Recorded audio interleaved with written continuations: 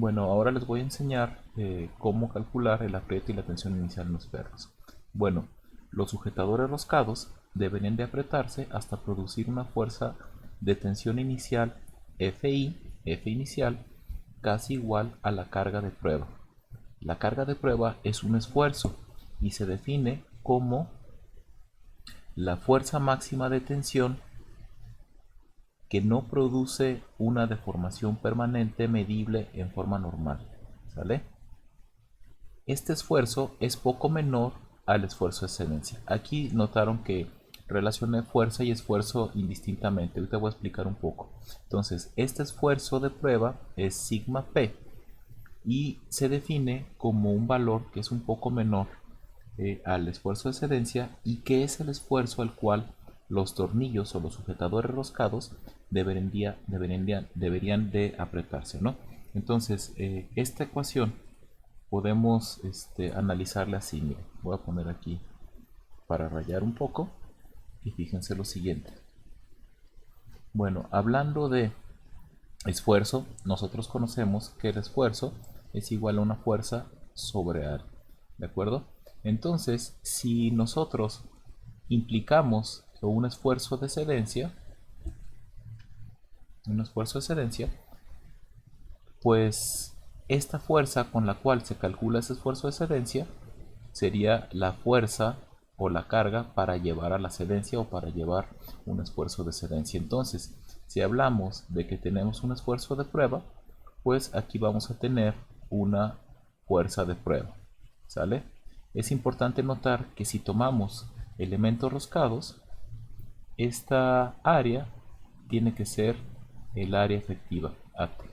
Entonces, si queremos encontrar la carga de prueba, pues la carga de prueba está relacionada, claro está, con el esfuerzo de prueba. ¿Sale? Y en la teoría nos está diciendo que todos los sujetadores pues deben de apretarse justamente a la carga de prueba. Quiere decir que esa carga de prueba va a ser la fuerza inicial con la cual los tornillos se deben de apretar. Entonces, si vemos esta ecuación, pues entonces entendemos que la fuerza inicial, dejen escribir un poco mejor la fuerza inicial pues va a ser igual a justamente esa área de prueba por área efectiva por un esfuerzo de prueba. Aquí aparece un término que es una constante KI. ¿Sale? Esta constante KI depende de la aplicación. Si tenemos, por ejemplo, una aplicación estática, la KI va a ser alrededor de 0.9. Si tenemos una aplicación dinámica, esta KI pues va a ser alrededor de 0.75 hacia abajo, alrededor. ¿Sale? A ver, aquí en pocas palabras esta KI es una proporcionalidad y nos dice que tan cerca, al fin de cuentas, termina siendo esta fuerza inicial respecto de la carga de prueba. Si asumimos que KI es igual a 1, entonces la fuerza inicial de apriete pues va a ser justamente la fuerza de prueba, ¿no? Que está relacionada pues con el esfuerzo de prueba. ¿Sale? Ok, entonces aquí lo que nos está diciendo el mensaje que nos está pasando es que los tornillos se tienen que apretar casi hasta su deformación plástica. ¿Sale? Entonces, bueno, este esfuerzo de prueba, ¿de quién depende? Esto no depende de una situación, un ensamble, esto depende del material. ¿Sale? Así como el esfuerzo último y el esfuerzo de excedencia, pues dependiendo del material, este esfuerzo de prueba va a estar relacionado con los sujetadores roscados. Y eso lo podemos leer en algunas de las tablas que ya hemos visto. Fíjense bien, voy a compartirles una tabla, creo que es la 10.4. Ya habíamos visto estas tablas en algún momento en donde están las dimensiones de roscas en pulgadas, métricas, de tornillos de potencia y aquí encontramos tablitas como estas. ¿Sale? Voy a girarlo Y aquí encontramos en la tabla 10.4 justamente este esfuerzo de cedencia o este esfuerzo de cedencia, el último, y tenemos el de prueba. Entonces, tenemos diferentes grados que nos dicen la resistencia de diferentes tornillos. Incluso podemos ver en algunos elementos mecánicos que los tornillos de cabeza hexagonal tienen estas rayas que se ven aquí. Estas rayas indican el grado de resistencia que tiene. Entre más rayas, vamos a ver, por ejemplo, un grado 7 tiene el mayor esfuerzo de todos. El de prueba es 105, el de cedencia es 115 y el último es 133. Comparado, por ejemplo, con un grado 1, que su carga de prueba son 33, ¿sí? kilolibras sobre pulgada cuadrada, 36 o 60. Aquí lo que quiero que noten es que si notan, el esfuerzo de prueba es ligeramente menor al esfuerzo de cedencia. En todos los casos, ¿se fijan? En todos los casos es ligeramente menor. Y bueno, aquí justamente lo que se está entendiendo es que es un poco menor en donde produce un poquito de deformación permanente. Bueno, esa pequeña deformación permanente que, que se estaría generando en los tornillos pudiera explicarse de esta manera. Si tenemos un perfil de la rosca, lo voy a dibujar aquí. Estoy dibujando el perfil de la rosca, por ejemplo, de un tornillo. Aquí estoy haciéndola casi como si fuera una trapezoidal, pero bueno, la explicación es genérica, ¿no? Entonces, pues el tornillo va a estar cargando, va a estar haciendo contacto con una rosca interna o con una tuerca, pues claro está, y va a haber contacto en las caras, ¿no? De un lado, según hacia dónde se esté apretando el tornillo. ¿Sale? Bueno, entonces es importante notar que en la raíz, acuérdense que el diámetro de raíz, pues justamente viene siendo este. En estas zonas vamos a tener concentración de esfuerzos debido a la flexión de las cuerdas. Entonces, en estas pequeñas zonas, pues sí se tiene un poco de deformación permanente debido a la concentración de esfuerzos. ¿Sale? Entonces aquí hasta ahorita lo que tenemos que entender es que este esfuerzo de prueba es tentativamente el valor del esfuerzo que todos los tornillos deben de tener al momento de que estos se aprietan. Y bueno, la razón por la cual lo queremos apretar casi hasta que el tornillo se deforma permanentemente, tiene su explicación con dos razones principales. Uno es que al estar apretado con grandes fuerzas, se va a evitar perder el contacto en aplicaciones donde hay vibraciones. Recuerden que las vibraciones van a favorecer que los tornillos y las tuercas se aflojen. ¿Sale? El segundo razón es a que a mayor tensión implica una mayor fuerza de fricción que de nueva cuenta evite el movimiento, ¿sí? Evite el movimiento entre tornillo y tuerca y por lo tanto favorece que los tornillos no se aflojen. Bueno, ahora voy a explicar qué es lo que sucede al momento del apriete. Aquí estamos viendo un diagrama de cuerpo libre en donde se ve el tornillo y una tuerca y se identifican cuatro torques: el T1, T2, T3 y T4.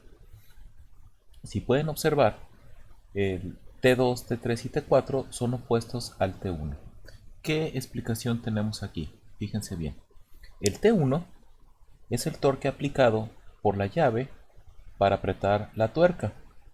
El T2 y el T3 respectivamente son los torques debido a la fricción entre la cara interna de la cabeza del tornillo que hace contacto con lo que está apretando, y este torque debido a a la fuerza de fricción pues viene dependiendo de la fuerza de apriete inicial. ¿De acuerdo? De manera similar, el torque T2 es el torque debido a la fricción de la cara interna de la tuerca con el elemento que estás apretando. ¿Ok? Si estos torques T2 y T3 son menores que el torque de apriete, entonces se giraría el elemento de unión y tendríamos que aplicar un torque T4 que vendría siendo el torque que hace la contrallave. Ustedes seguramente han tenido la experiencia de apretar algún veces algún tornillo en donde tienes que detenerlo del otro lado con una llave y se aprieta del otro lado con un dado o viceversa, ¿no? Pero el chiste es que se tiene que detener porque si no se giraría. Entonces es importante notar que durante el apriete, ¿sí?, se deben de tomar las fuerzas de fricción que hay en los diferentes contactos entre el tornillo y los elementos que está uniendo, ¿no? Entonces es importante notar que estos pares, claro está, van a variar de acuerdo con la lubricación, si esto está lubricado o no, la limpieza del ensamble, el acabado superficial que está relacionado con la rugosidad, y a su vez la rugosidad está relacionado con ese coeficiente de fricción. ¿De acuerdo? También vemos un elemento de esfuerzos en la superficie en donde pues el tornillo, al ser un elemento que está sujeto a torsión, pues tenemos este cortante puro, tenemos un cortante, no cortante puro porque aquí tenemos además carga axial. Entonces tenemos un esfuerzo coordinado, un combinado entre esfuerzos cortantes debido a la torsión con un esfuerzo axial debido a la tensión inicial del tornillo. ¿Sale? Solamente se toman en cuenta estos porque asumimos que todos estos torques, ¿sí?, tienen su eje perpendicular a las superficies, o su eje o su dirección del torque está alineado con el eje del tornillo. ¿Esto qué quiere decir? Que no hay flexión, o sea, las caras aplican sobre una superficie completamente perpendicular al tornillo. Esto no necesariamente es cierto o no necesariamente ocurre siempre, y por lo tanto el tornillo, si hace contacto más en una zona respecto de la otra, pues te implicaría una flexión, y entonces aquí tendríamos que meter también un esfuerzo normal debido a un esfuerzo de flexión en el tornillo. Entonces por el momento no hay flexión. ¿Ok? Los coeficientes de fricción estática y dinámica, puede que no se logre un apriete completo de FI. A ver, ¿qué quiere decir? Imagínense que estamos en un ejercicio en donde el T1 se está aplicando hasta llegar a un determinado torque.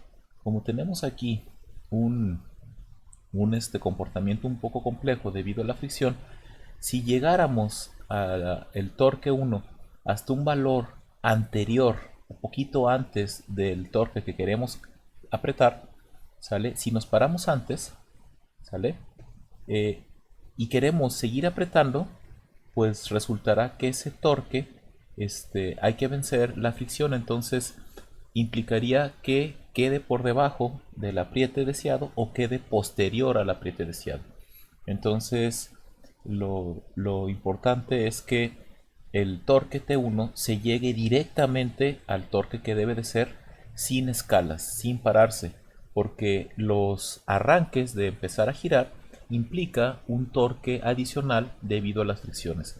Ya cuando se está moviendo, el coeficiente de fricción que rige es el coeficiente de fricción dinámico, ¿sale? Hay que recordar que el coeficiente de fricción dinámico es menor al estático. Entonces partir al giro del reposo implica un torque mayor respecto al torque necesario para irlo moviendo. Entonces, si se detiene un poquito antes, implicará que vencer ese torque debido al coeficiente de fricción estático puede no ser suficiente para llegar al torque, y por lo tanto queda al torque deseado, y por lo tanto queda apretado un poco menor. O en el peor de los casos se aprieta de más, y entonces si el torque o el torque de apriete se está orientando a llegar casi a la cedencia, pues entonces implicaría entonces superar justamente los valores de la cedencia, y eso implicaría que el tornillo se deforme plásticamente, y esto implicaría a su vez que se termine aflojando. Bien, entonces ahora, ¿cómo es ese torque relacionado con la fuerza de apriete? El torque necesario para producir una fuerza inicial de apriete viene dado por esta ecuación: punto 2 por la fuerza inicial por el diámetro nominal de la cuerda. Es importante explicar un poco de dónde sale esta relación, y esta viene justamente de la ecuación del torque. Acuérdense de tornillos de potencia, asumiendo, ¿sí?, coeficientes de fricción tanto en el cojinete como en la tuerca, que es en el tornillo, que es de punto 15. ¿Sale? Ustedes lo pueden comprobar, ¿no? Es importante mencionar que no es fácil determinar la carga de tensión durante el apriete. Una forma de determinar este torque es utilizando un torquímetro, ¿sale? Es lo más común. El torquímetro tienen diferentes presentaciones. Hay unos torquímetros, déjenme ver si ahorita puedo poner aquí unos, ¿sale? Torquímetros, miren, hay de muchos, hay muchas presentaciones. Vamos a poner imágenes. En su mayoría los torquímetros vienen limitados a un determinado valor. Vaya, por ejemplo, se define que se va a apretar un determinado valor de torque y cuando la llave alcanza ese torque, tiene un mecanismo interno que hace que se bote, ¿no? Hay otros, miren, hay otros que te dicen en tiempo real cuál es el torque que está sintiendo la llave, ¿no? Estos en particular son buenos porque te dicen el valor exacto. Sin embargo, hay una cuestión importante que no se botan o no se detienen o no te limitan, entonces tú te puedes en algún momento pasar. En cambio, los torquímetros que son mecánicos, vaya, por ejemplo, vamos a ver como estos. Bueno, estos son también, a ver, vamos a poner algo así como esto. Entonces aquí trae una escala, a ver si se alcanza a ver. Entonces tú le ajustas la escala y cuando el torque o la llave llega al torque que tú definiste, simplemente se va a patinar. Entonces aseguras que nunca te vas a pasar de ese valor. ¿De acuerdo? Bueno, entonces esos son los torquímetros. Hay unos que son incluso con sistema de adquisición de datos, etcétera, ¿no? El uso de lubricación es importante notarla porque en muchos casos, la instalación de los elementos de fijación requieren obligatoriamente una lubricación. Por ejemplo, en la industria de construcción hay unos ciertos tornillos, ¿sí?, que se instalan en concreto, ¿sí?, y estos no se pueden colocar si no van lubricados. ¿Ok? Bueno, en particular es importante notar que los tornillos por sí mismos tienden a aflojarse. Esto es, en las pruebas experimentales se define que cerca del 5% de la tensión del tornillo se pierde en los primeros 5 minutos y otro 5% se pierde en las siguientes semanas. ¿Esto qué quiere decir? Que si se apretó, por decir así, a 10 kilonewtons, ¿sí?, pues en las siguientes semanas pues vas a tener 9 kilonewtons, ¿no? Y esto tiene que ver también por sedencia, por creep, por flujo plástico, sobre todo cuando hay altas temperaturas. ¿Qué quiere decir? Que si tu elemento roscado está sujeto a altas temperaturas, pues el material a una alta temperatura pues tiende a fluir, tiende a deformarse plásticamente, y una deformación plástica implica que el tornillo se termina aflojando porque hay una deformación que, digamos, acorta o alarga la longitud y esto libera los esfuerzos. ¿De acuerdo? Bueno, simplemente aquí ya se muestra una gráfica en donde se presenta la tensión respecto al alargamiento, comparando cuando hay torsión respecto a tensión directa, ¿no?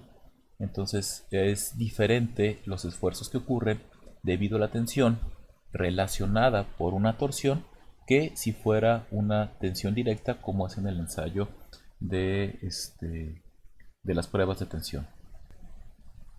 Bien, ahora en forma de un panorama general, vamos a ver qué aspectos tenemos que tomar en cuenta o qué elementos nos pueden ayudar para que un tornillo y una tuerca no se aflojen. Como panorama general, ¿sí?, podemos ver que como ventaja en los elementos roscados es que se ensamblan y desensamblan fácilmente, ¿no? No los tenemos que destruir para desensamblarlos, como es el caso de la soldadura y los remaches. Y pues la desventaja principal es que se aflojan y desensamblan solos, ¿sale? Sabemos que esto ocurre principalmente cuando hay vibraciones, ¿ok? Por diseño tenemos un gran catálogo de elementos en donde tenemos diferentes fricciones por los diferentes materiales, si está lubricado o no, avance material, etcétera. Todos los sujetadores roscados, o sea, los sujetadores roscados son los elementos que están diseñados para apretar, no para transmitir movimiento como un tornillo de potencia. Están diseñados para que sean de autofijación.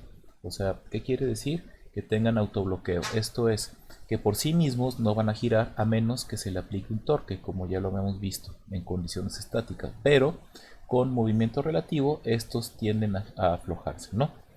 ¿Qué factores tienden a favorecer o disminuir el aflojamiento? ¿Ok?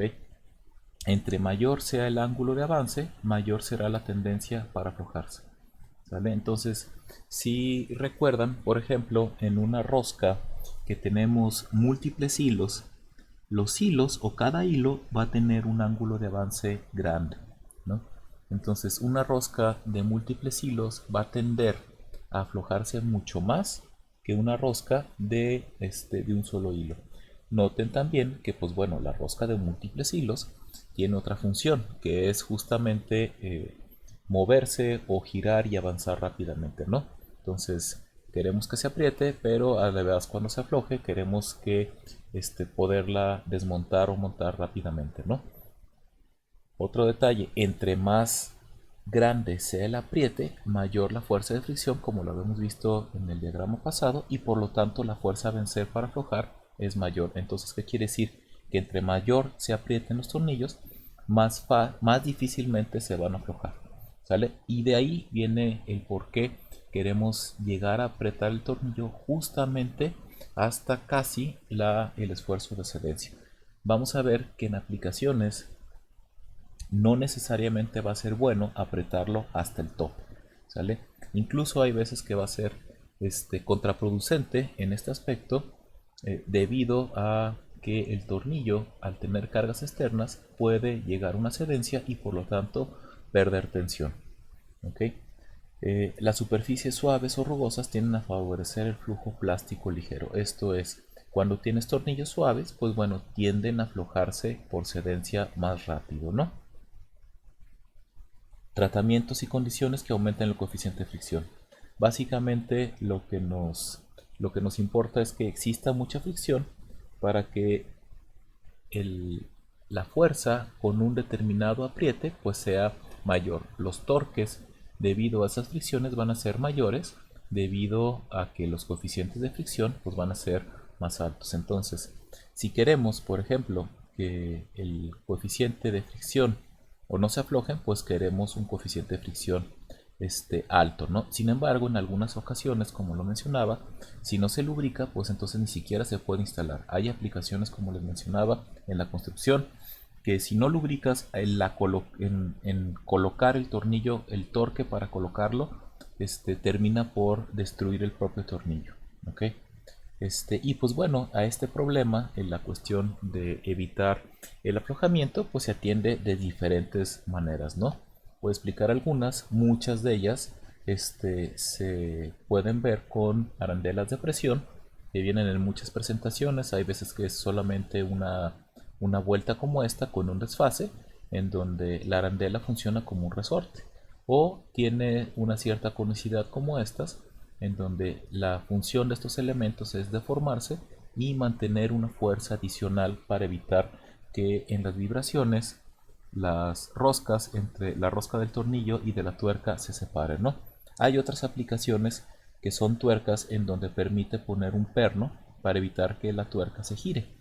Claro está, estas soluciones pues implica un apriete discreto, ¿no? ¿Qué quiere decir? Que la tuerca no necesariamente va a quedar en la posición del torque deseado para hacer coincidir el agujero de la tuerca con el agujero del tornillo, ¿no? Entonces, estas soluciones, por ejemplo, de este tipo, implica que puede quedar sobre o subapretado, o sea, va a quedar apretado de más o apretado de menos, porque el agujero, para alinear el agujero del tornillo con el agujero de la tuerca, pues no necesariamente va a coincidir con ese torque de apriete que produce una fuerza inicial, ¿no? Hay otras soluciones como estas en donde tenemos tuercas donde se tiene un inserto de nylon, ¿no? O elementos que se deforman al momento de apretar, ¿sale? Y es muy similar a las arandelas de presión. Acá hay otros casos en donde en la tuerca pues también se tienen insertos de nylon, o incluso la tuerca viene predeformada, más cerrada, para que al momento de apretar esta ejerza una fuerza adicional que le evite el giro, ¿no? Incluso hasta la rosca con su forma predeformada, ¿no? Hay otras soluciones eh, que me gustan también mencionar, que por ejemplo son los adhesivos Loctite, que vienen en una presentación muy diversa para diferentes aplicaciones, ¿no? E incluso está la opción de la doble tuerca, ¿no? Pones una tuerca, la aprietas y luego le pones otra tuerca, y eso evita un futuro o que se afloje en un futuro. Bueno, lo que sigue ahora va a ser estudiar justamente cómo son las fuerzas cuando tenemos un apriete. Bueno, ahora les explicaré cómo se hace el análisis de fuerzas. En primera instancia tenemos la figura A, que nos muestra el panorama general. Aquí podemos ver que hay un elemento, en este caso dos placas, que se unen por medio de un perno con una tuerca. ¿De acuerdo? Aquí el tornillo se aprieta con una fuerza inicial eh, para unir estas dos placas. La fuerza externa representa la acción de un elemento cualquiera que intente separar estas placas. Por ejemplo, estas placas pudieran representar la brida de un tanque o de un recipiente a presión. Entonces, la presión interna en el tanque intentaría separar la brida del tanque con la brida de la placa, ¿no? Entonces, ¿quién evita que esta tapa se separe? Pues los tornillos. Entonces, la fuerza E representa la fuerza externa, una fuerza externa cualquiera, de un elemento que intente separar estas placas. ¿De acuerdo? En la figura B podemos ver un análisis ahora de una placa y del tornillo, pero sin la fuerza externa. Entonces, de aquí nos podemos dar cuenta que cuando apretamos el tornillo se va a tensar y las placas se van a comprimir. De tal forma que si hiciéramos una sumatoria de fuerzas en este elemento, tenemos solamente una placa y el tornillo, pues entonces aquí podemos ver, fíjense bien, que solamente existe una fuerza. ¿De acuerdo? El tornillo tiene una fuerza de tensión. Entonces, si hiciéramos una sumatoria de fuerzas en Y igual a 0, para arriba positivo, pues tenemos entonces que tenemos una fuerza B positiva menos una fuerza C negativa que va hacia abajo, ¿vale? Y esto debe ser igual a 0. De esta manera, si no tenemos carga externa, pues la fuerza en el tornillo es igual a la fuerza de compresión en las placas, y pues esto es igual a la fuerza inicial de apriete. ¿De acuerdo? ¿Qué pasaría ahora en el siguiente caso? En el siguiente caso, cuando tenemos ya una fuerza externa, ¿sale? ¿Qué quiere decir? Que se apretó inicialmente con una fuerza inicial, pero ahora se le aplica una fuerza externa que intenta separar las placas. En ese caso, pues al hacer la sumatoria, pues tenemos algo que es evidente, ¿no? Tenemos aquí nuestra sumatoria de fuerzas en Y igual a 0, para arriba positivo, y tenemos igualmente una fuerza positiva menos la fuerza de compresión menos la fuerza externa, ¿sale? Y esto es igual a 0. Por lo tanto, la fuerza que siente de tensión en el tornillo va a ser igual a la fuerza de compresión inicial, o la fuerza que siente, más la fuerza externa. ¿Qué implicación tiene? Que si nosotros apretamos inicialmente un tornillo, ¿sale? Pues el tornillo va a aumentar su tensión debido a esta fuerza externa, ¿sale? Y por otro lado, si sustituyéramos F o si despejáramos FC, pues tendríamos que la fuerza inicial que sentía el tornillo menos la fuerza externa. Entonces aquí tenemos una conclusión muy importante con estas dos ecuaciones. Y esta tiene que ver con qué es lo que origina la fuerza externa. Bueno, la fuerza externa en sí implica que aumenta la tensión en el tornillo, pero disminuye la compresión en las placas. ¿Qué quiere decir? Que si la fuerza externa es suficiente grande, entonces esto implicaría que pudiera llegar el caso en donde la fuerza de compresión en las placas fuera igual a cero. ¿Sale? Esto es un análisis muy general y ahorita vamos a ver cómo es la proporción de la fuerza del tornillo con respecto a la fuerza de compresión en las placas. Y bueno, la proporción entre la fuerza del tornillo respecto a la fuerza de compresión en las placas tiene que ver o se calcula a partir de la rigidez. Fíjense bien, ahorita vamos a hacer eso. Voy a hacer un espacio para acá y imagínense este caso, ¿no? Voy a poner ahorita en rojo. Me estoy yendo un poco chueco, espero que esto no cause problemas. Pero lo que estoy poniendo aquí es la sección transversal de un tubo. ¿Sí? Esto es un tubo. Estoy asumiendo que es prismático, nada más que me estoy yendo chueco porque, pues bueno, estoy ahorita con una pluma y al vuelo, ¿no? Entonces aquí tenemos, sale un tornillo, la cabeza de un tornillo, ¿sale? El tornillo comprime al tubo por medio de una tuerca. Aquí está la tuerca, ¿sale? Hay contacto. Pues imagínense que el tornillo se gira hasta el punto en donde hace contacto en esta cara y la tuerca hace contacto en esta cara, pero no se aprieta más. Entonces ahí pues no tenemos ninguna fuerza ni de tensión del tornillo ni de compresión en el tubo, ¿no? ¿Qué va a pasar al momento que este tornillo yo le dé unas cuantas vueltas para allá? Digamos 2 vueltas, 3 vueltas. Pues bueno, la deformación que va o el avance que va a sentir esta tuerca pues va a ser igual al número de vueltas por el paso, ¿verdad?, de la rosca. Eso es lo que, digamos, el tornillo avanzaría para acá, lo que saldría, ¿no? Esto implica, ¿esto qué tendría? Pues tendría una implicación de que el tornillo estaría en una tensión y el tubo estaría en una compresión, ¿sale?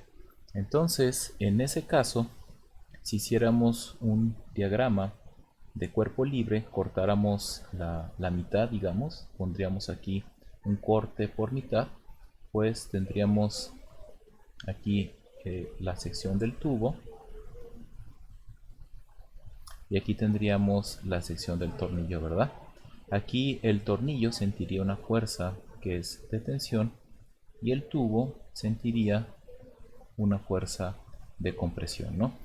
Esta fuerza de compresión en realidad tendría su resultante aquí, y esta fuerza de compresión pues representa la fuerza C y esta fuerza de tensión pues representa la fuerza en el tornillo.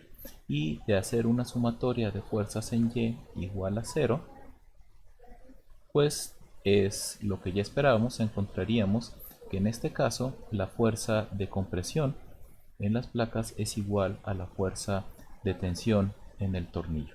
Hasta ahí va bien, ¿cierto? Bueno, ahora, ¿cómo calcular lo que pasaría si aquí se le da, o cuánto se va a cargar, cuánto es una respecto a la otra, ¿no? Ahí es igual, ¿sale? Sabemos entonces que, bueno, Aquí voy a hacer un pequeño paréntesis en el análisis. Respecto a deformación, ¿sale? Respecto a deformación, ¿qué pasaría? Como lo vimos, si tuviéramos aquí el ensamble, voy a poner aquí el tubo, ok, el tubo y el tornillo,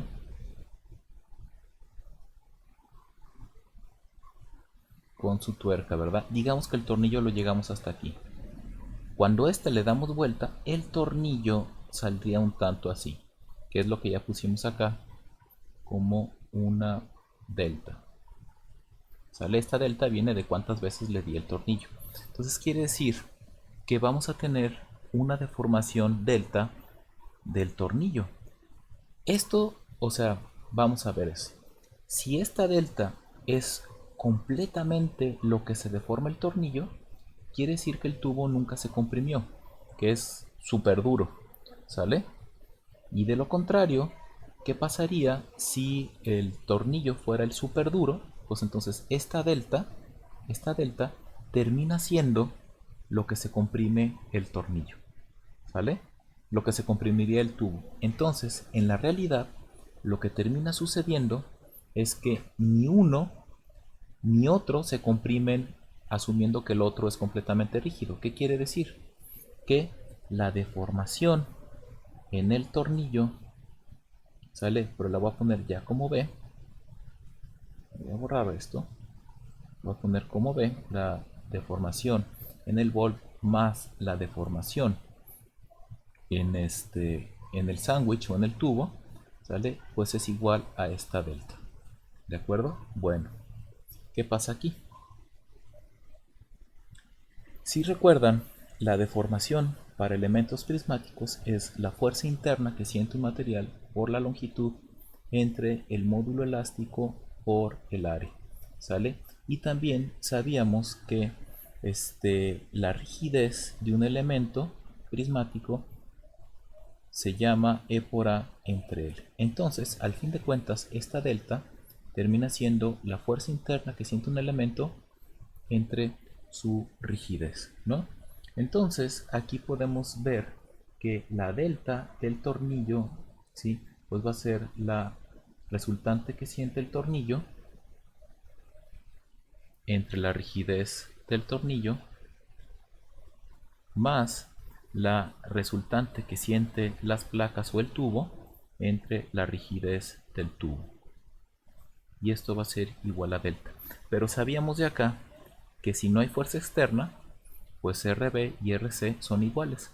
Por lo tanto, la reacción que sentiría de compresión el tubo como de tensión el tornillo, pues va a ser igual a cuántas veces se aprieta entre 1 sobre KB más 1 sobre KC.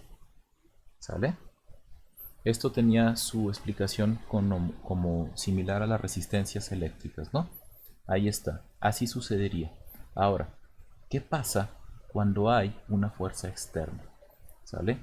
¿Qué quiere decir una fuerza externa? Imagínense algo que intenta abrir esto. De alguna manera parece una fuerza que intenta abrir esto o que intenta separarlo, ¿no? Imagínense una fuerza hacia arriba que intenta estirar más ese tubo, ¿no? ¿Qué es lo que sucedería? Bueno, claro está que se aplica, si aparece esta fuerza de aquí, pues entonces debería haber una fuerza equivalente hacia abajo, ¿no? Entonces podríamos hacer un corte y hacer un diagrama de cuerpo libre de solamente la parte de arriba. Voy a poner el tornillo,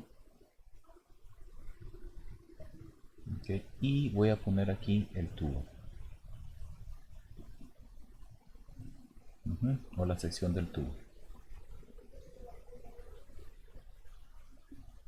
¿verdad?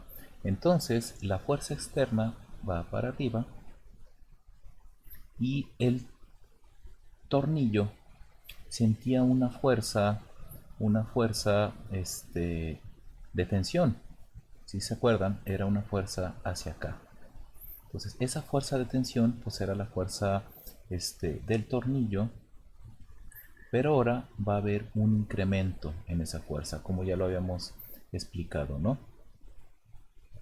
Y para arriba estaba la fuerza, si recuerdan, de compresión, ¿sale? Y ahora esta fuerza, tentativamente va a representar o va a tener un menos un incremento. Ay, esto lo puse mal. Voy a borrar. Ahí. Un incremento en esa fuerza. Entonces, si hacemos la sumatoria de las fuerzas en Y igual a 0 para arriba positivo, pues tenemos que Fe positivo menos Fb más un incremento. Voy a mover para la derecha. ¿Verdad? Más todo esto de aquí, que es Fc menos delta Fc igual a 0. ¿Ok? Y aquí podemos ver que la fuerza externa menos la fuerza inicial en el tornillo menos un delta de esa fuerza B más Fc menos delta Fc igual a 0. ¿Sale? Aquí hay que tomar en cuenta un detalle. La fuerza inicial en el tornillo que tenemos aquí va a ser igual a la fuerza inicial de compresión. Entonces estas dos se eliminan y por lo tanto lo que nos queda justamente es que esa fuerza externa va a ser igual al cambio de la fuerza en el tornillo más el cambio de la fuerza de compresión en las placas. ¿Sale? Esto matemáticamente lo podemos o físicamente lo tenemos que interpretar en donde justamente esta fuerza E se va a partir proporcionalmente, una parte va a incrementar la fuerza de tensión del tornillo y otra parte va a reducir la fuerza de compresión en las placas. Ahora la pregunta es cuánto de esta fuerza se va para acá y cuánto de esta fuerza se va para acá. Para entender esto voy a regresarme ahí. Para entender esto voy a regresarme aquí, ¿sale? En un inicio, aquí ya están preapretados, así, ya tienen una fuerza inicial de aprieto, pero en un inicio, tanto el tubo como el tornillo que se deforma, esta distancia, miden lo mismo. Entonces, estrictamente hablando, si hiciéramos un análisis de lo que pasaría con la longitud del tornillo y la longitud del tubo debido a esta fuerza E, pues implicaría que tendrían justamente un aumento, ¿sí me entienden? O sea, perdón, aquí no es delta, aquí es una longitud y debido a esta fuerza E van a tener un incremento delta, la longitud. ¿Esto qué quiere decir? Que tanto el tubo como el tornillo se deforman lo mismo. Entonces, fíjense bien, ¿qué es lo que sucede? Nos están diciendo que debido a esta fuerza E, el tornillo sale y el perno, el tornillo y el tubo se deforman lo mismo. Entonces, ¿esto cómo lo podemos poner con ecuaciones? ¿Sale? Nos podemos poner así, la deformación en el tornillo es igual a la deformación en el tubo que es compresión. ¿Sale? Y esto, ¿qué implicación tiene? ¿Sale? Ya habíamos visto y esta es igual a una delta. ¿Sale? Y esto justamente es el incremento de la fuerza, lo que ocasiona esa deformación. Entonces aquí tenemos la delta de la fuerza en el tornillo entre su rigidez. Y esto es igual a la delta o la reducción de la compresión en las placas o en el tubo entre su rigidez. Y esto es igual a delta. Como las dos deltas son iguales, pues entonces podemos encontrar que justamente sale el cambio de fuerza en el tornillo es la rigidez del tornillo por esa delta, y el cambio de la fuerza en el tubo es su rigidez por esa delta. ¿Sale? Pero acá teníamos justamente esta ecuación. Quiere decir que la fuerza externa es igual a la rigidez del tornillo por esa delta más la rigidez del tubo por esa delta. ¿Sale? ¿Y esto qué implicación tiene? Pues entonces que esta delta termina siendo la fuerza externa,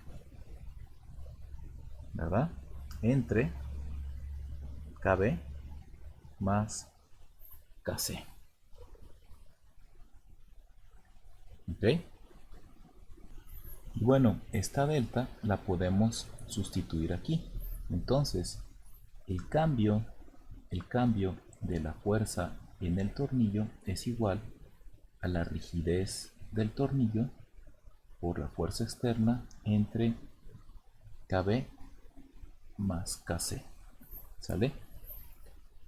El tornillo, ¿qué era? ¿A qué era igual esa fuerza? Entonces, era justamente delta FB es igual ¿a quién? A la fuerza que tiene el tornillo actualmente, o el incremento, o vendría siendo así, como la fuerza actual en el tornillo menos, ¿sí?, su fuerza inicial de apriete. Entonces, si sustituimos eso, nos va a quedar la fuerza en el tornillo menos su fuerza inicial de apriete es igual a KB entre KB más KC, y todo esto por la fuerza externa. Entonces quiere decir que la fuerza del tornillo va a ser igual a la fuerza inicial de apriete, ¿sale?, más KB entre KB más KC por FE. ¿Sale? Podemos ver que esto es una línea recta con pendiente positiva. Quiere decir que a medida que se apriete o que se aplique una fuerza externa, pues la fuerza del tornillo va a incrementar linealmente a partir de la fuerza inicial de apriete. Por otro lado, ¿qué es lo que le pasaría al tubo? Podemos ponerlo acá.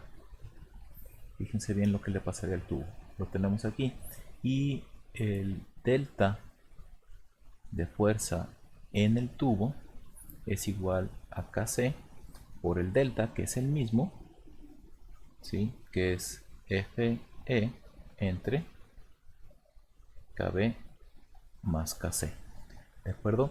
¿Cuál es el delta, sí, del tubo? Si recuerdan, el tubo pues tenía una fuerza inicial de apriete, pero ahora va a quedar, o se le va a restar esa fuerza por la fuerza actual del tubo. O sea, quiero que aclaren que esta FB representa la fuerza actual del tubo, y esta FC, no, del tornillo, y esta FC representa la fuerza actual de compresión en las placas. Entonces, si sustituimos eso, ¿sale?, tenemos que es FI menos FC es igual a KC por FE entre KB más KC. ¿Sale? Entonces podemos encontrar que la fuerza de compresión en el tubo pues termina siendo la fuerza inicial menos KC entre KB más KC por la fuerza externa. Y aquí podemos ver que de igual manera que en la fuerza del tornillo, la fuerza en el tubo es una línea recta, pero ahora con pendiente negativa. Quiere decir que a medida que se le aplica una fuerza externa, ¿sí?, la fuerza de compresión en el tubo va a reducirse linealmente con una pendiente que tiene que ver respecto a las rigideces. Justamente esto lo podemos ver en estas gráficas. Perdón, aquí me adelanté. Ahí teníamos esto, me voy a brincar dos diapositivas y justamente lo que acabamos de obtener, las ecuaciones, se pueden ver en esta gráfica. Podemos ver cómo al inicio tanto el tornillo como las placas o como el tubo sienten una fuerza inicial, ¿sale? Esto o esta fuerza inicial es igual en ambas cuando la fuerza externa es igual a cero. A medida que aumentamos la fuerza externa, pues la fuerza del tornillo aumenta linealmente, ¿sí?, y la fuerza en el tubo de compresión se reduce linealmente, de compresión en las placas o en el tubo. ¿Hasta qué punto podemos llegar? Pues justamente va a haber una fuerza externa que al ir aumentando va a llegar al punto A, en donde justamente la compresión de las placas termina siendo igual a cero. En ese punto a partir de ese punto, ¿sí?, el tornillo cargaría completamente la fuerza externa, ¿no? Podemos ver que justamente la pendiente de esta curva pues viene siendo las rigideces, o se obtiene a partir de las rigideces, y la pendiente negativa se obtiene a partir de estas rigideces, ¿no? Entonces es importante reconocer que debido a una fuerza externa, claro está, es posible perder la compresión en las placas, ¿no? Entonces, si quisiéramos calcular esta fuerza externa en donde las placas pierden compresión, pues simplemente igualamos la fuerza Fc igual a cero, y de ahí podemos despejar la fuerza externa para el cual pierda compresión dada una fuerza inicial de apriete, ¿no?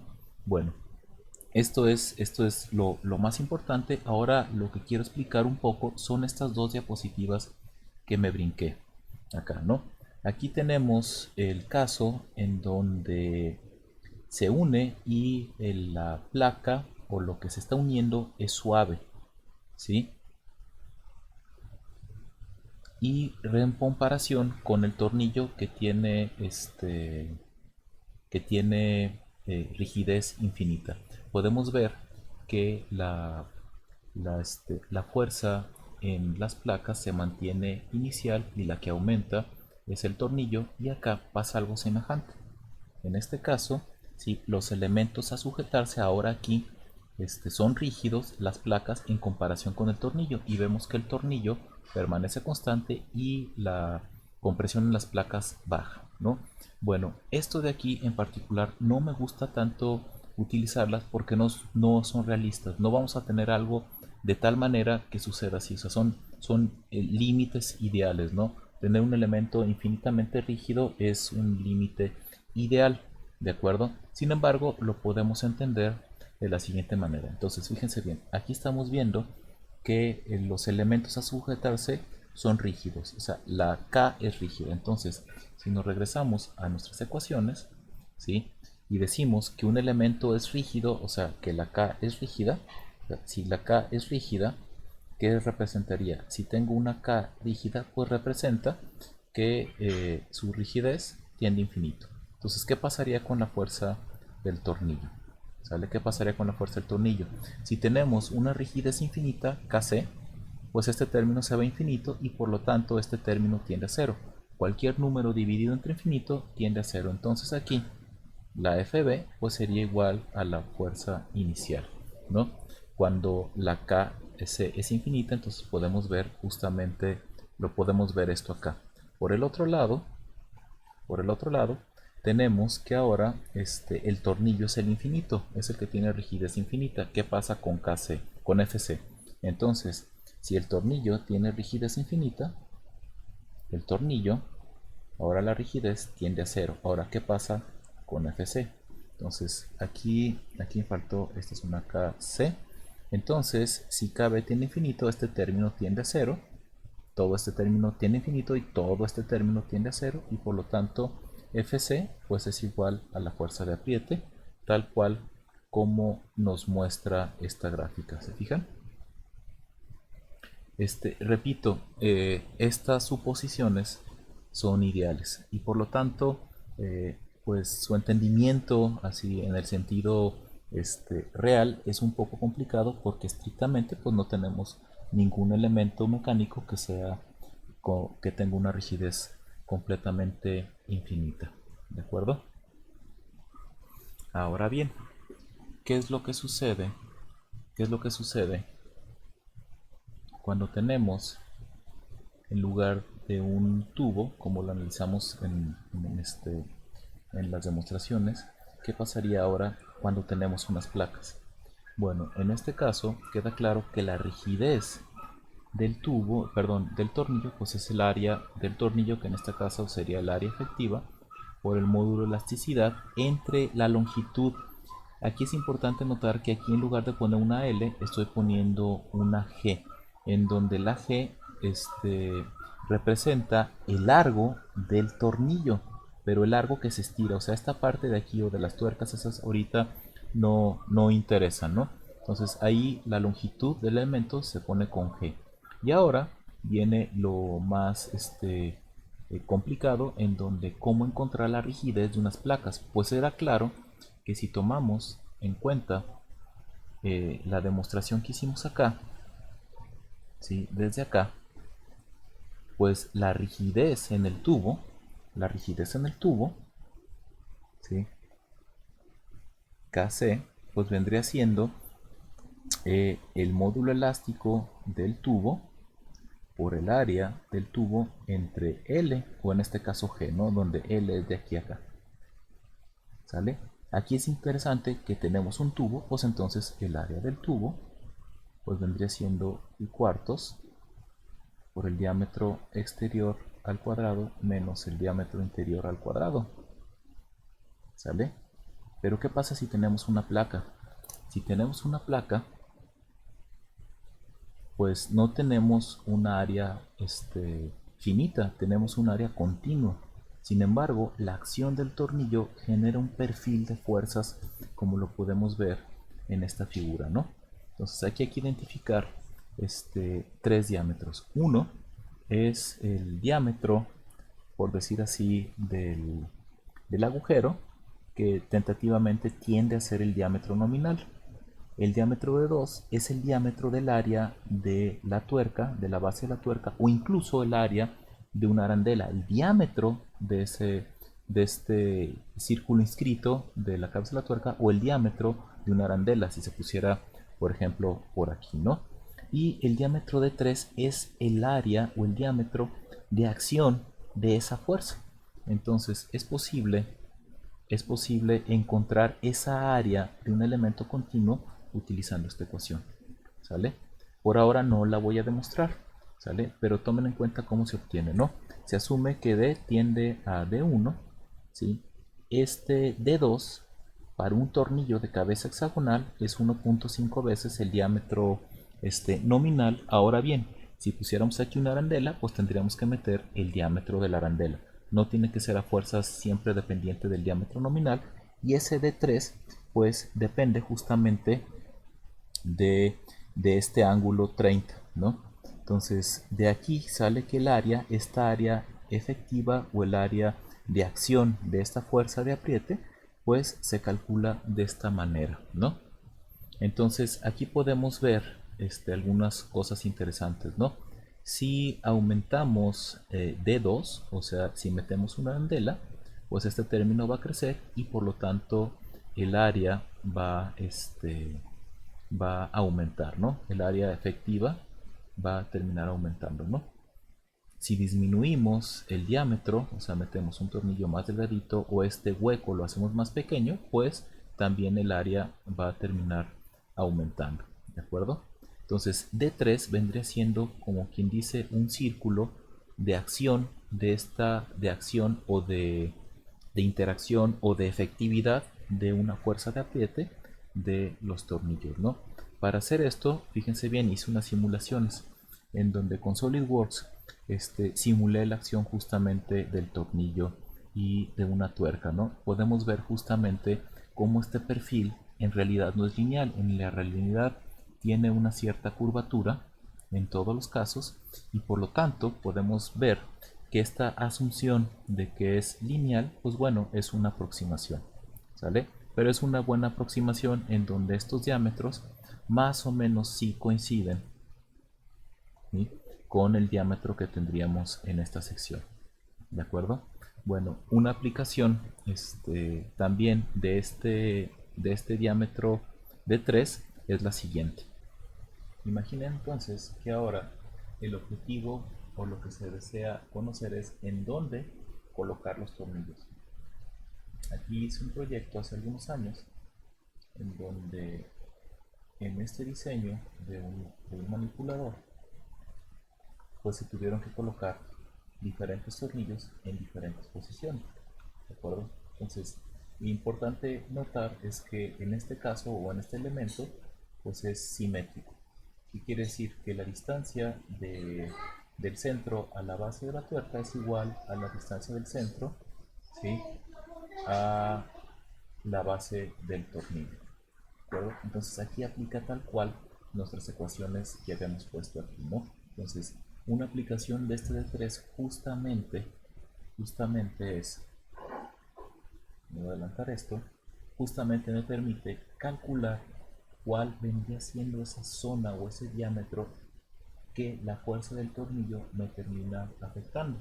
Entonces, imaginando que vamos a poner tornillos, pues debido a esa distancia, a la distancia de separación, ¿sí?, debido a la base de las caras de la tuerca y del tornillo, pues podemos generar un diámetro en donde podemos darnos cuenta que si colocamos unos tornillos a unas ciertas distancias, pues tenemos una zona en donde la fuerza de ese tornillo tendría una afectación, y esto al fin de cuentas pues terminó en algo como esto. En la diapositiva pasada pues vimos solamente un croquis, ¿no? Aquí podemos ver que hay algunos cambios respecto a esas posiciones, de tal forma que hay garantizando, para tratar de garantizar que las esquinas, en la medida de lo posible, y los bordes queden completamente bajo la influencia del apriete de un tornillo, ¿no? Aquí podemos hacer un pequeño corte a ver si se alcanza a ver el tornillo.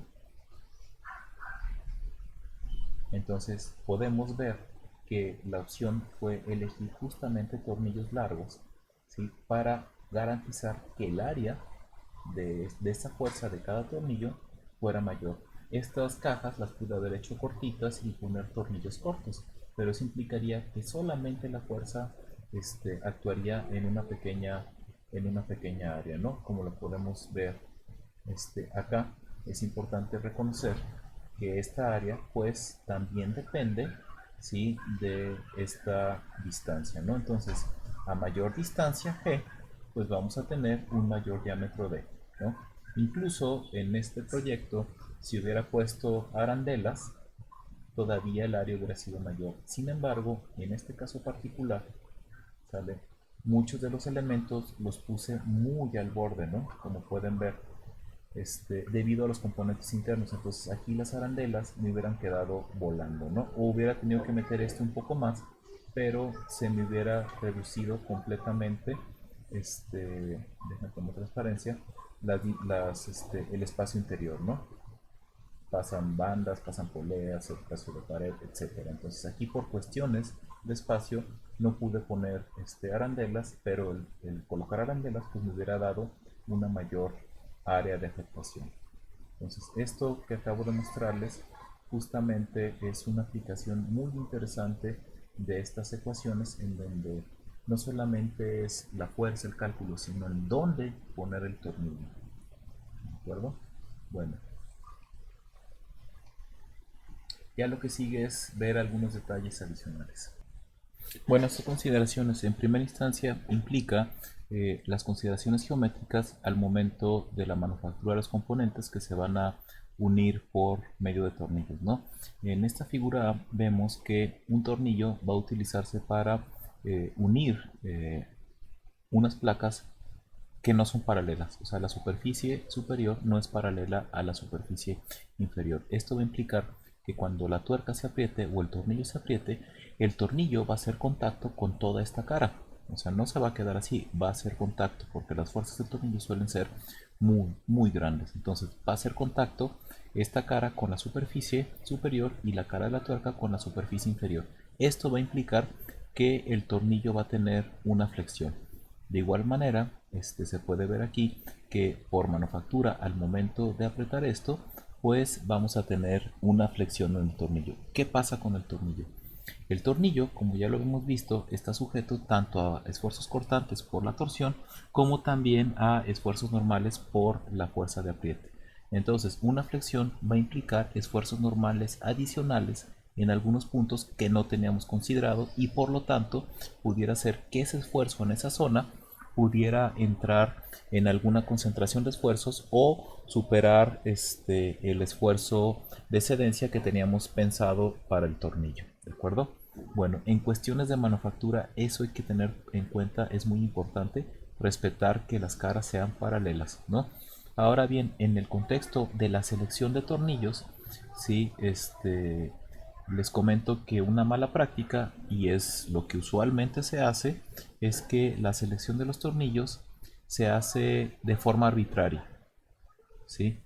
Que incluso hay veces que la selección puede caer incluso en tamaños que son menores a los que se deben de requerir, ¿no? Ya lo habíamos hablado también en la selección, que muchas veces sí es cierto, la selección se basa en la apariencia, en el tamaño, en la disponibilidad de los tornillos, en el costo, en qué tan fácil se ensamblan o desensamblan, o incluso en qué tan fácil se manipula, ¿no? O sea, cómo los vas a colocar, cómo los vas a apretar, etcétera, ¿no? Entonces es importante reconocer esa cuestión y las aplicaciones en donde las cargas son conocidas, o sea, lo que se requiere conocer una cierta fuerza de apriete que es conocida, incluso una práctica es usar tornillos más grandes, ¿no? Hay veces que el seleccionar un tornillo más grande no implica un aumento significativo en el costo, incluso hasta en ocasiones suelen ser más baratos tamaños mayores porque son más disponibles o tienen mayor disponibilidad. E incluso hay veces que el poner tornillos delgaditos, aunque estos satisfagan por completo los requerimientos del diseño, tener un tornillo delgadito puede aparentar una o puede dar una sensación de inseguridad, ¿no? Bueno, y ahora, como un método tentativo para seleccionar tornillos, ¿sale? Es importante que en base puede haber muchos caminos, pero uno es elegir el material o la resistencia. La resistencia pues viene implícita un esfuerzo de prueba, ¿no? El factor de seguridad es que tantas veces el tornillo va a aguantar, más veces el tornillo va a aguantar el esfuerzo que decimos que aguanta, ¿no? Y pues el número que implica el factor de seguridad pues es un número en lo general complejo de definir, ¿no? Y es muy arbitrario porque pues tiene muchas implicaciones sobre todo de costo, ¿no? Por lo general se habla de que es 2.5 para aplicaciones generales y al menos 4 para aplicaciones de alto riesgo, ¿no? Claro está, este número pues depende de normas, ¿sí? O las mismas especificaciones de diseño que se le piden a los ingenieros, ¿no? Ya que se tiene una carga, ¿sí? De diseño, se le aplica el factor de seguridad y en base a la resistencia se calcula el área, ¿no? Entonces, si se fijan, tenemos esfuerzo y carga y de ahí calculamos el área. Esta área calculada pues se puede seleccionar a partir del área efectiva y eso es lo que nos va a dar la elección del tornillo, ¿no? Claro está, es importante que se selecciona el tornillo inmediato superior, ¿no? Ya que se tiene la selección del tornillo, pues entonces se calcula cuál va a ser esa fuerza de apriete, ¿de acuerdo? Y, o más bien, si la fuerza ya estaba desde acá, pues cuál es el torque que se va a apretar.